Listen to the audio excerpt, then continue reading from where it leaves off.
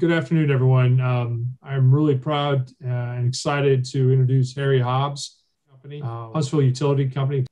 And what we're about to do is do another COVID-19 review, our lessons learned. So, Harry, first of all, on behalf of Cedric Davis, the Executive Director of Energy Huntsville, I would like to thank you for your time and participating in our outreach to Huntsville community leadership and gathering lessons learned from the COVID-19 pandemic.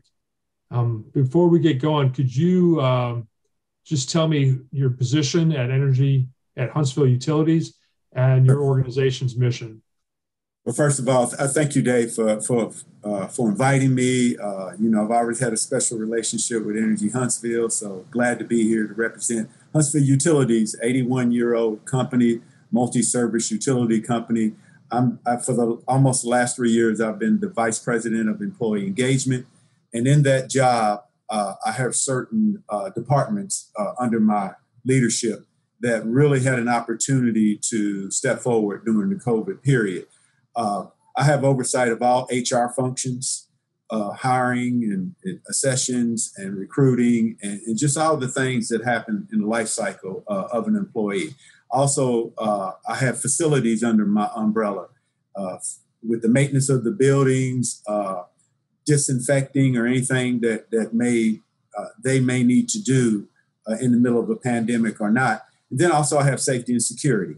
And so with those three departments, when COVID hit, then we stepped into the limelight for Huntsville Utilities to just have an opportunity to make sure that our employees knew that they were well protected. They had the latest information, at top-notch disinfecting going on every day, and making sure that we did everything possible to stop the contagion from spreading from employee to employee to minimize the risk. Thank you, Harry. So on your organization's mission, what impact did COVID-19 have on your ability to accomplish its mission?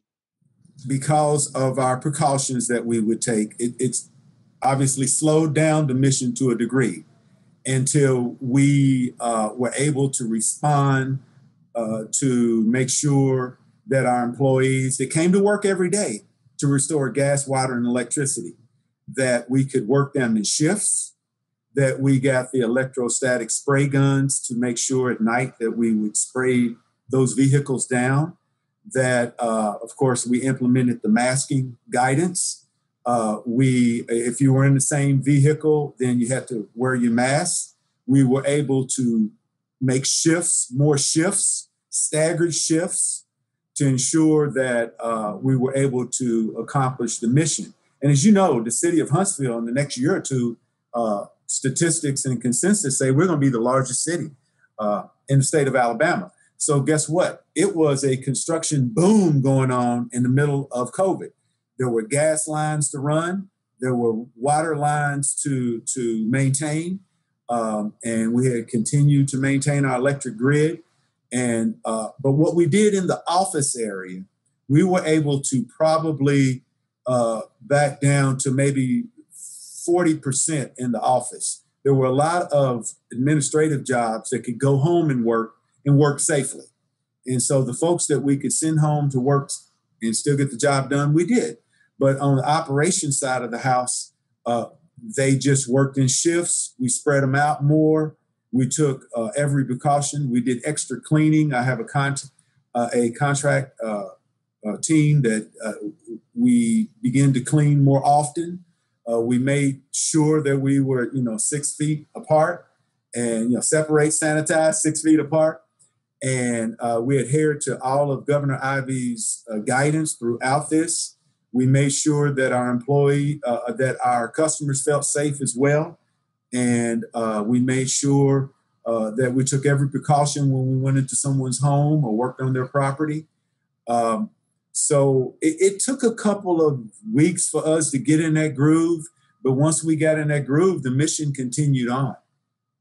Outstanding.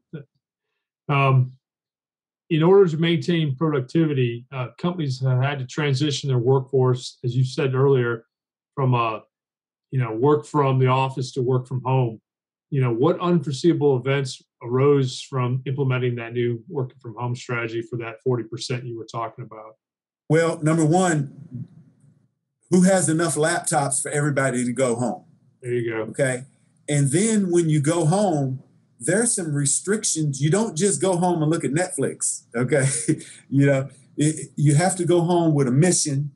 We had to come up with some with the guidance with a work from home policy. We had one, but we had never imagined it would be so widespread. We had a few folks that were already working at home, and we kind of had a contract. We had a policy. Hey, you have to have your equipment. You have to respond as if you're down the hallway, with telephone calls and emails, and not get caught up in home stuff. And so when more folks went home, our IT team had to kick in. We had to get some more laptops. We had to issue some laptops. We had to issue some guidance. And then the other funny thing about this is we're almost three companies in one. Not funny, but concern. We're almost three companies in one. We're a construction company, right? We are an administrative company, and we are a professional company. We have engineers, folks with degrees of that nature. We have administrative folks, accounting and finance folks, and then we have the folks that are kind of construction, landscaping, gas, water, and electricity. And so when we did this as the employee engagement guy for 700 folks, if we had a union, I'd be the rep, right? I speak for all the employees. I had to make sure it was an information campaign too, because some people that were coming to work every day and some people going home, equity. Yeah. I'm coming to work in the middle of a pandemic and putting my, in the early days, maybe, putting my life on the line to take care of my community. And somebody is at home doing work, although valuable work. All I know is I'm coming to work and they're staying at home with their family. So we had to do a information campaign to let folks know that the folks that are going home that didn't traditionally go home are doing important work for the company. Everybody has to get paid. Administrative work has got to happen. Checks, accounts payable has got to get paid, just like the folks have to come in, restore gas, water, and electricity. And so I went on a little information campaign and got everybody feeling a sense of equity. And that was a big part of it as well as just giving them the equipment, understanding the guidance, and making sure folks were responding as if they're were in the office and down the hallway. So with the change, do you think employees need additional training to be more productive? Or how do you handle that situation? What other skills do you think they may need in order to maintain that new work from home policy, or just the change that occurred? Well, some folks, as you know, are computer savvy. It wasn't a big deal. Almost like the kids that were in-person training, in-person education, and then we went to virtual training. As you know, some young folks, you had winners and losers. Some were great at virtual training, and some just got lost in the sauce. And that's what we saw with some of our employees. We have the traditional 4 generations here. I'm a guy that studies generations. That's what my doctorate is in the workplace. And so you had the Generation Z is starting to come in now. You had the millennials and the Xers, and yeah, they had it down. But some of the baby boomers did not have it down as well, going home and doing that work. And so we had to work with them a little bit with Generation X on just going home, setting up a system, logging in, and doing those things that they need to do. And also we found out who had strong computer skills and who had weak computer skills. And the other thing that I've always said to my folks during COVID, we found out folks that were of goodwill and were good employees, and you don't have to micromanage. And we also found out what employees were a little harder to manage, and maybe their skill set wasn't what it may look like in the office space when you have to go home and work on projects. And so we learned where we have some weak areas that we are now working on. We have a new training person in the HR department. And so we have some lessons learned on some skill sets that need to improve, some soft skill sets, as well as some skill sets that are specific to different jobs within the building. And our folks in operations, what we found out with them is they are the best out there. We'll put them up against anybody, world-class electricians and folks that work in the gas and water field and our water preservation plants. They kept everything going the way that they needed to, and we were very impressed with the work that they did. I know that I didn't suffer any shortfalls over the last year and a half, so kudos to you and your team. So never always happy with Huntsville Utilities. So with the organization broken down into 3 sub-organizations, construction, administration, and professional, I know it's going to be more of a challenge for a company like yours to quote work from home. But do you see working from home as a new reality, or is your organization seeking other solutions? Our work from home ability and capability has and will improve after this. Our numbers of folks that go home to work from home, it will be a slight increase. It may not be as a large increase as some businesses that I'm starting to read about now, that they realize, hey, we can save utilities. We can save on utilities. We can shut this wing down. We can send folks home. We can use the mail system. As you know, Amazons were big winners during this whole thing. And we can get our projects done and just save money, maybe get rid of some office space. We don't really see that drastic of a change. There will be some specific jobs that we'll do like that. But overall, our folks need to be in the seat to get the job done because we're a traditional utility company with a large amount of infrastructure. We need a lot of customer interaction. Yeah, we have some in the call center that we can send home. But as you know, we still have that generation that wants to come in, see somebody, talk to somebody, and take care of their business right at the front counter. So that's where we're still going to spend a large amount of our time, but we will migrate some jobs to home, but not many as you may or we might have thought even after COVID. So talking to the Corps of Engineers in Huntsville, they're going to go to basically employees or AB shift. They're going to have employees come in 2 days a week. Group A, and then Group B will come in 2 days a week, and they'll be hot boxing the office spaces, and they're going to go from 7 buildings down to 4 buildings, from what Chip Marin said. So from listening to what you have to say, I don't hear that is going to be the case for Huntsville Utilities per se. That it's going to be change, but change is going to be slight. Is that correct? Yeah, yes, that's correct. In fact, we have staffed up. We've ramped up because we have more gas work now as we are growing our gas system in the city. And as you know, housing areas popping up everywhere.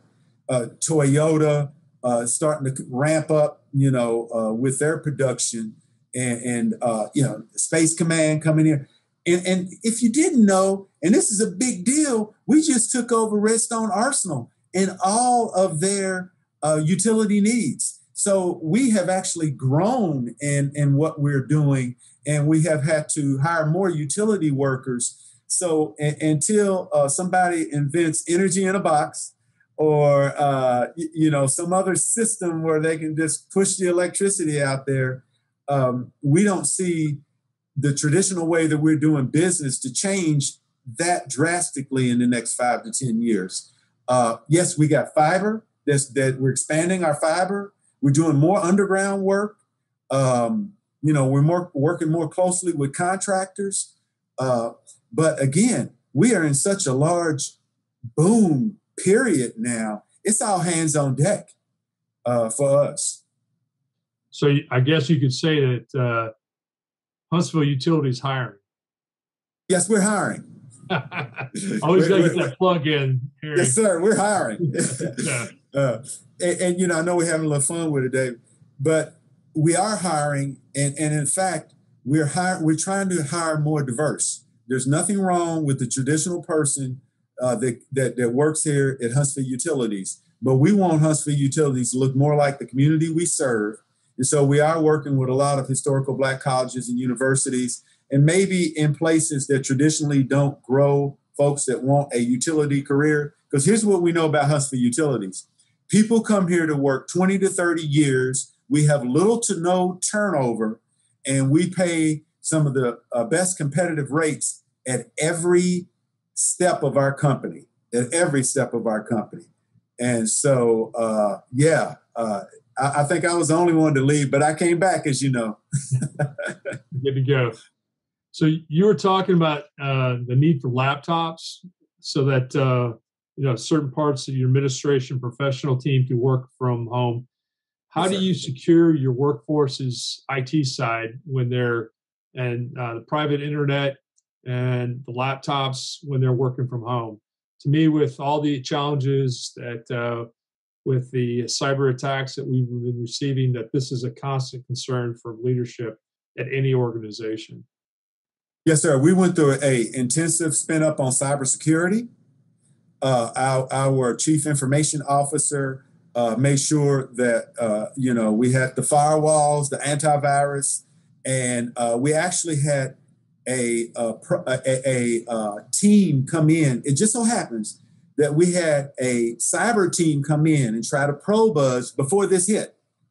And so we had about 50% of the folks didn't click what they shouldn't click. And we have 50% of the folks click what they should click. 50% did well, 50% didn't. So we already had some lessons learned. And of course, we're being very aware of world events with the ransomware. And so we're just educating our folks all the time. We have a learning management system where we push these classes out. Folks need to take them cyclically, and it's a perishable skill to make sure they understand all the new hooks that are out there to fool people. And as you all know, probably everybody on the call here, how many crazy phone calls do you get from folks that somehow find your number and somehow try to lead you down a path to give them more information so they can steal your identity or get in your account? So yes, we work at that every day. So knowing what you know now, is there anything you would do differently to prepare for the COVID-19 or another, tornado attacks that we've had back in 2011? I shouldn't say attacks, tornadoes that we hit back in 2011. What are you doing to prepare for the next future of that is really the question. What we're doing is making sure our succession planning is what it needs to be, because guess what? We had cases of COVID. We actually had two close family members that died from COVID. None of our employees, but we had several employees, maybe 20% of our 700 employees contracted COVID, but they all recovered. Thank God. They all recovered. But we would just ensure that you knew who the next man or woman up, you knew their job, because we had some times where we had some single line failures. Somebody's out. They're going through the quarantine. They're very, very sick. Who's the next person up to push the button? Who has the same capability to do everything that employee A had? B and C needs to do some cross training to make sure that we got full coverage when someone is sick. And then the other thing is the communication channels. And I think, when in 2011, when the storms hit, I was spokesman for the police department. So the lesson learned there was the communication, and the same thing here is communication. We needed to strengthen our informal and formal communication channels. And the other thing was for leadership, it really inspired a lot of leaders to build some real relationships with their employees. Because here's the other thing to happen, David. Folks have to trust one another. If you tell me that you have symptoms and I can't see them. They haven't shown themselves yet. Maybe you're asymptomatic. They haven't displayed themselves. I got to believe you. And if you tell me that you had first contact or secondhand contact and I need to go to our local government employee health clinic to get checked, I got to believe you. And so there was a lot of trust being built, speed of trust, Stephen Covey. And we talked about that. And now I'm doing a book study with a lot of the leaders, turn the ship around, Captain Marquette. It is we have to learn from this better ways to be more efficient when these challenges occur, because there will be another one. There may be a weather event. I hope we don't see another pandemic for another 100 or so years. We don't know what the variant is going to do, but we also implement a crisis management team with key leaders, my 3 direct reports, because of the different functions I had oversight for, and all of the rest of the 7 executive leadership team and our PR person. So we met twice a week. We talked about what the numbers were. We talked about how we were disinfecting. We talked about how we're tracking COVID victims at the time. We talked about mission. We talked about restrictions and best practices. And we kept that going because COVID really hit for us in March, 2020. March 2020, it hit for us. So it's interesting that you talk about succession plans. It talks about Operations Center. I mean, it sounds very much like what we learned while we were in the military. You got to keep information flowing. Who else needs to know, sharing that information. When talking with Chip Marion, he said that, they knew that they had to stand up like an operations center and have people who are trained and cross-trained in that operations center. That's right. In order to be able to better react. And that was something that they learned, that they just didn't have it. These are things that, sometimes we forget the simplest things, but then we go back and we quickly, have to go back and relearn these things. So it's that Huntsville Utilities, had this stuff in line and just had to, tighten it up a little bit to get going. So, but hey, Dave, before we get off of that Sure. military mindset, we have to tighten up our SOPs, which is policy, standards, and procedures in the civilian world. And we had something for a pandemic, but it was outdated.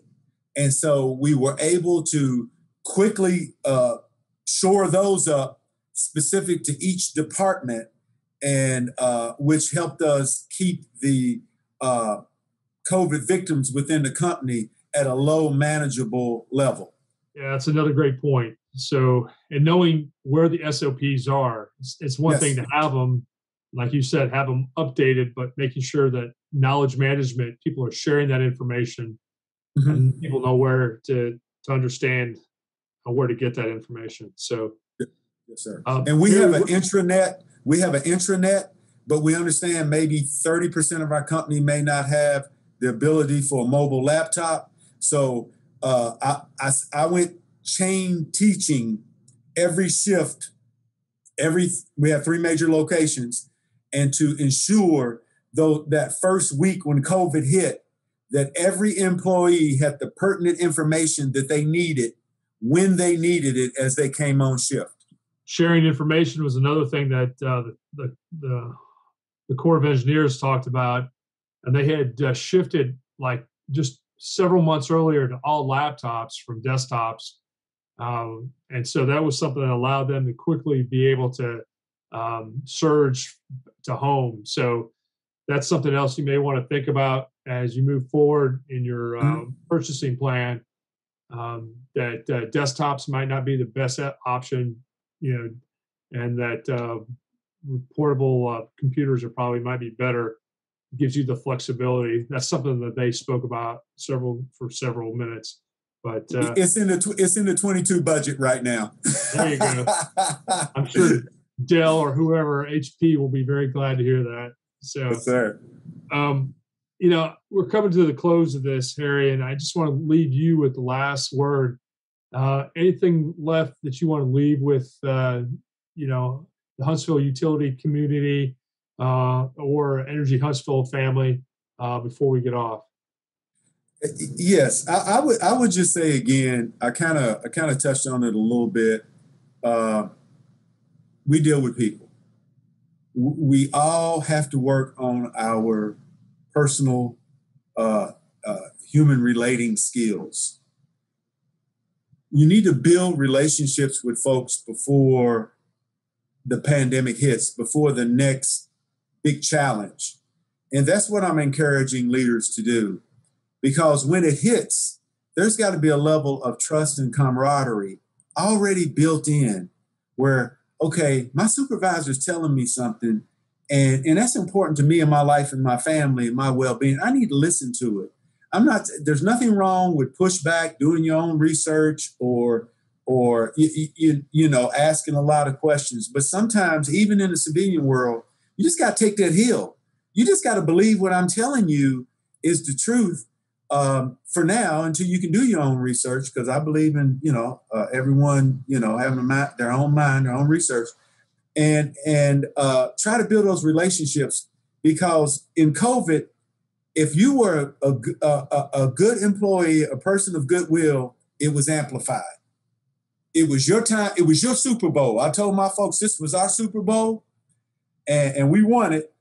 But also, what it displayed, it showcased, was employees that aren't team players, that don't have goodwill, that do need help, and that's just the fact. And so it allowed us then to not wash those employees out, but walk alongside of those employees and say, hey, here's some things we can work on together. Here's something you can put in your kit bag. Here's some classes. Here's some seminars. Here's some ways that we can help you for the next challenge, because there's going to be a next challenge. And what it did for executive leadership, hopefully it showed our 700 employees that we care about you, because even though you went home, we paid you. Even though you might not have had enough work, you were paid, and we treated you with the utmost of respect, and we made it as safe as possible, as if you were our own family member. And so I think we have a lot to celebrate here at Huntsville Utilities because the community respected what we did, our mayor was behind us, and our employees realized that we do care about them. And I hope there's not another challenge for a while. But if it is, I know that this team understands that we're going to take care of them. Outstanding. And like we say in the military, one team, one fight. And I'll tell you, it's you can do a lot of things, but if you don't have water and electricity, life gets really difficult really quick. So again, kudos to Huntsville Utility, all the people on the team. They did a great job. I know that Huntsville, as a community, from my standpoint, you know, we didn't falter one bit to be able to do my job. So I just want to thank you personally for all that you've done for our community and for all the employees of Huntsville Utility, because again, like I said, everybody was able to do what they needed to do because of what you all did. So thank you very much. So Harry, again, thank you for taking time to share with us about your COVID-19's lessons learned. Like you said, I hope we don't have to worry about this for another 150 years or so. But it's, as the Boy Scouts say, we got to be prepared. And I just want to, again, from Cedric Davis, thank you very much for your time and sharing with us. And this is Dave Lueders from Huntsville Utility, Energy Huntsville, signing off. Thank you very much.